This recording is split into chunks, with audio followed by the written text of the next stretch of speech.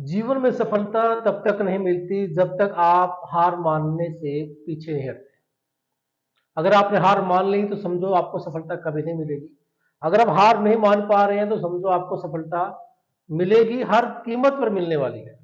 तो सफलता के लिए आपको हार नहीं माननी, अपने आप को बार बार, अगर आप गिर जाते हैं तो फिर उठिए, दोबारा गिरते हैं फिर उठिए, कामयाब नहीं हो रहे तो दोबारा फिर कोशिश कीजिए।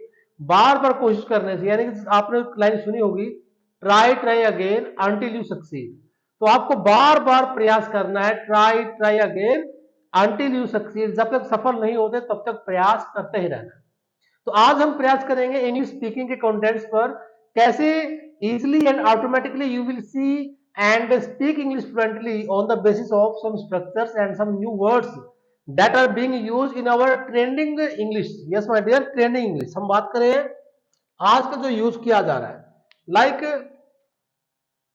वो सब तो ठीक है, लेकिन आज असल मुद्दे पर आते हैं। वो सब तो ठीक है लेकिन आज असल मुद्दे पर आते हैं।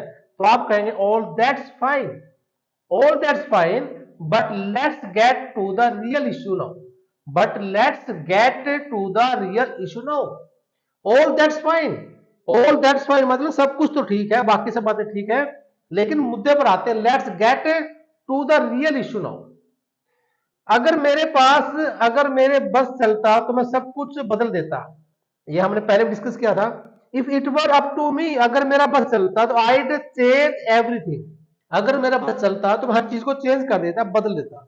तो मैं कहूंगा if it were up to me I would change everything. तो ऐसे कुछ बातें हम डिस्कस करेंगे। तो यहां पर एक पॉइंट आ रहा है स्टोरी के through, the fall of a pretentious hero.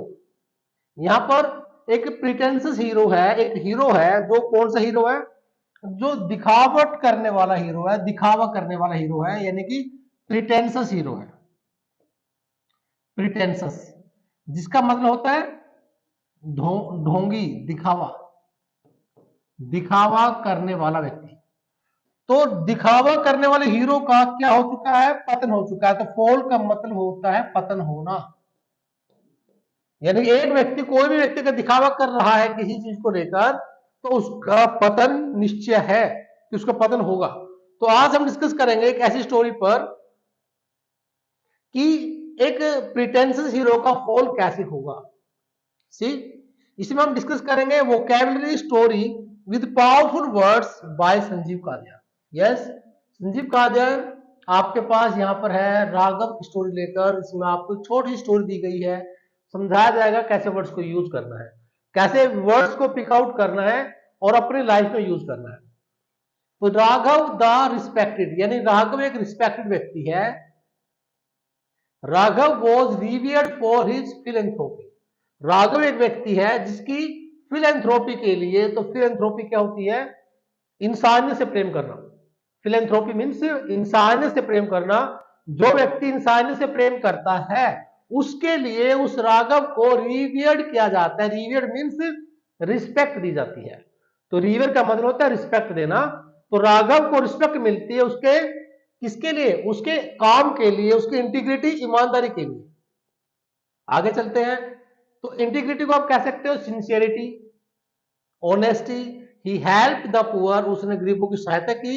And gave motivational speeches, और उसने बहुत ही मोटिवेशनल स्पीचेस भी दी है। क्या दिया उसने, ऐसी बातें कही है, ऐसा स्पीच दिया, ऐसा भाषण दिया जिसमें उसने लोगों को प्रभावित किया।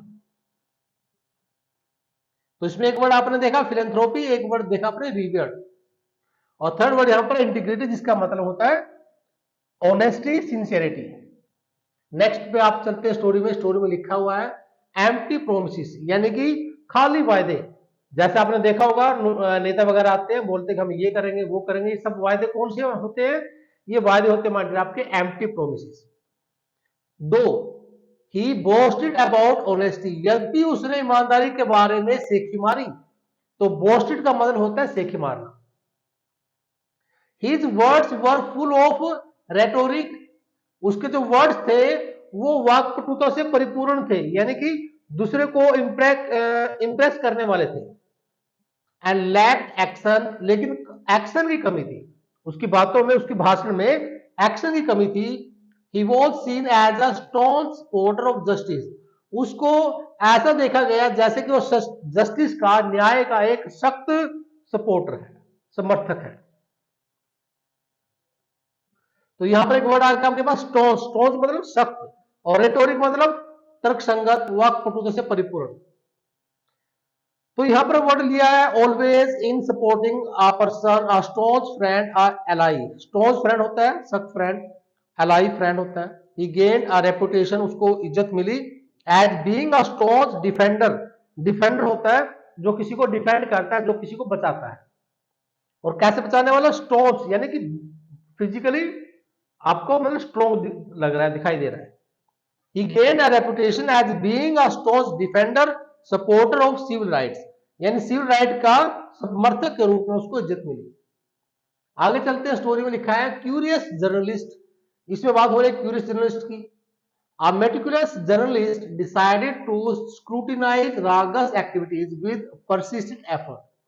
अब उसी नेता के पीछे, उस राघव के पीछे जो फिलेंथ्रोपी को लेकर, इंसानियत को लेकर वो दिखावा कर रहा था कि मैं बहुत अच्छा अच्छा काम करता हूं, लेकिन उसके वायदे खोखले थे, एम्प्टी प्रोमिसेस थे उसके। तो उसके पीछे एक जर्नलिस्ट लग जाता है, क्यूरियस जर्नलिस्ट, जो सोचता है कि मैं इसके बारे में जानने का इच्छुक हूं, मैं इसके बारे में कुछ जांच पड़ताल करके कुछ नया रिजल्ट निकालूंगा। अब मेटिकुलस जर्नलिस्ट, तो मेटिकुलस कौन होता है? क्यूरियस, जो बिल्कुल परफेक्ट चीजें ढूंढ रहा है।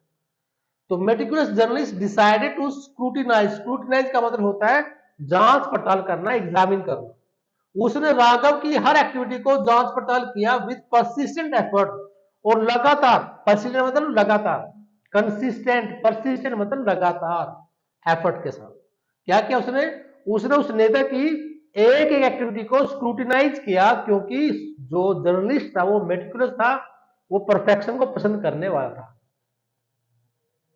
दैट में साउंड लाइक रेटोरिक, यहां पर रेटोरिक के बारे में बताया गया कि रेटोरिक क्या है?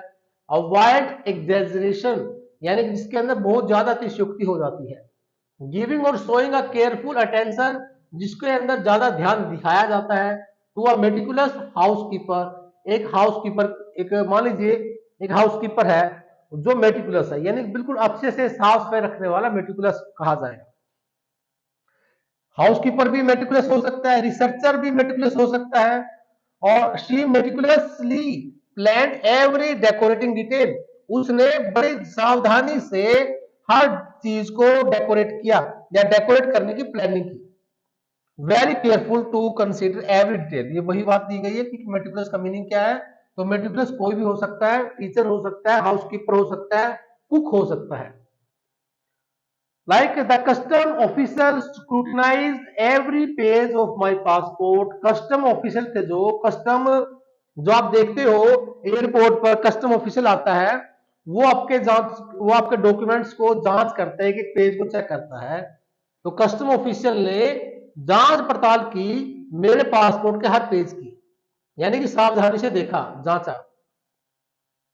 और एक बात यहां पर आ गई, ट्रूथ अनकवर्ड, तो वहां पर जो ट्रूथ था, सच्चाई थी, वो अनकवर हो गई, यानी कि सच्चाई सामने आ गई। अनकवर्ड का मतलब हो गया सच्चाई का बाहर आना।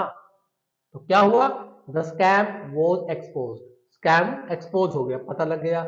He had use fraudulent documents, कि राघव ने फ्रॉडुलेंट डॉक्यूमेंट्स का इस्तेमाल किया था फॉर लुक्रेटिव लैंड डील्स, यानी कि एक ऐसी जमीन की डील की थी उसने जो क्या थी? लुक्रेटिव थी, जिसमें बहुत ज्यादा पैसा था। इसमें बात आई एक्सपोज की, दूसरी बात आ गई फ्रॉडुलेंट की, और तीसरा वर्ड आ गया लुक्रेटिव, जो आपको सीखने को मिला। और he gave up a lucrative career, उसने एक बड़ा लुक्रेटिव करियर छोड़ दिया। इसका मैंने यहां पर लिया एग्जांपल कि लुक्रेटिव का यूज कैसे किया जाएगा। He gave up a lucrative career, उसने करियर को छोड़ दिया, एक ऐसा करियर छोड़ दिया जो लुक्रेटिव था। लुक्रेटिव मतलब बहुत ही पैसा वाला, अच्छा अच्छा आनंददायक जॉब थी, आनंददायक पैसे, वेल सैलरीड पर्सन था वो। As a lawyer to look after his kids, अपने बच्चों की देखभाल के लिए एज अ लॉयर उसको कर दिया था, उसने छोड़ दिया। पब्लिक एंगर, अब पब्लिक का गुस्सा आ गया भाई, जैसे पता लगा कि स्कैम एक्सपोज हो चुका है, तो पब्लिक का गुस्सा फूटेगा। तो sketching report cause and approach, अब जो रिपोर्ट आई वो ऐसी थी कि इससे क्या बिल्कुल हो हल्ला हो गया, पता लगे, एक्सपोज हो गया। The town felt betrayed, town को ऐसा महसूस हुआ जैसे उनको धोखा दिया गया हो by their so called hero, जिसको वो हीरो कह रहे थे, जिस राघव को वो हीरो कह रहे थे, उस राघव के द्वारा उस पब्लिक को धोखा दिया गया था। तो इससे पब्लिक का गुस्सा फूटा। तो अप्रोर मतलब गुस्सा का फूटना, वो हल्ला करना। स्केदिंग रिपोर्ट का मतलब घृणा वाली, स्केदिंग का मतलब होता है हेटफुल, बिट्रेड समझते हो आप, धोखा देना। तो यहां पर लिखा स्केदिंग क्रिटिसिज्म, क्रिटिसिज्म हुई, आलोचना हुई, कैसे हुई, स्केदिंग हुई, यानी कि घृणा वाली आलोचना हुई। He was very scathing about the report, वह रिपोर्ट के बारे में बहुत स्केदिंग था, यानी कि बहुत ही उत्सुक था कि मैं कुछ उसके हेटफुल चीज को बाहर निकालूंगा। फॉल फ्रॉम ग्रेस, अब उसकी क्या होगी, उसकी इज्जत थी जो वो जीरो हो गई है, ग्रेस से उसका पतन हो गया। तो आप कहेंगे Raghav reputation was tarnished, tarnished का मतलब होता है कलंकित होना। तो राघव की जो रिपोर्ट थी वो रेपुटेशन थी वो कलंकित हो गई। Despite attempts to vindicate himself the evidence was overwhelming, यानी कि जो एविडेंस था वो बहुत ज्यादा दबाव डालने वाला था।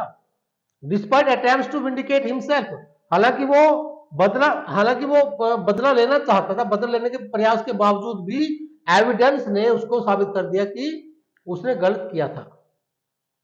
विंडिकेट मतलब बदला लेना, कुछ उचित ठहराना या न्याय संगत सिद्ध करना। तो आप कहेंगे today's events partially vindicated are fears of conflict, यानी कि आज की जो इवेंट्स थी उसने निष्पक्ष रूप से हमारे लड़ाई का जो डर था उसको न्याय संगत सिद्ध कर दिया। विंडिकेट मतलब बदला लेना और विंडिकेट मतलब कि सिद्ध करना, साबित करना। तो एविडेंस से उसको साबित कर दिया कि वो झूठा था। फिर यहां पर दिया गया टू डर डिस्ट्रॉय द लस्टर ऑफ और बाय और एज इट बाय एयर, चलिए छोड़ दीजिए आप।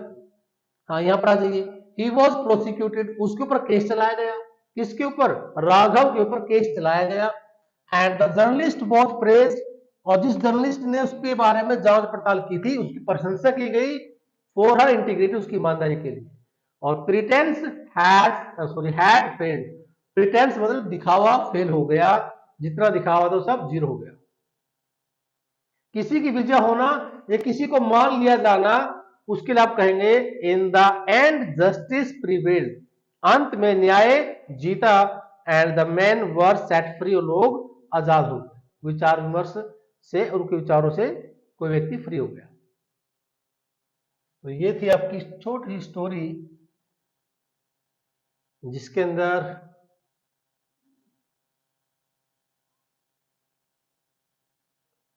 डिस्कस किया गया वर्ड्स को कैसे डिस्कस किया जाएगा, कैसे यूज किया जाएगा। तो आई थिंक माय डियर सब कुछ क्लियर है, वर्ड्स को यूज करना, इंप्लीमेंट करना, स्पीकिंग के अंदर उसका इस्तेमाल करना। तो जब भी आपको लगता है कि वर्ड्स को याद करना, तो वर्ड्स को याद मत करो, वर्ड्स को यूज करो, सेंटेंस बनाओ। तो meet you in the next class with some new contents, till then bye bye, but don't forget to share and subscribe my video. So meet you in the next class with new contents.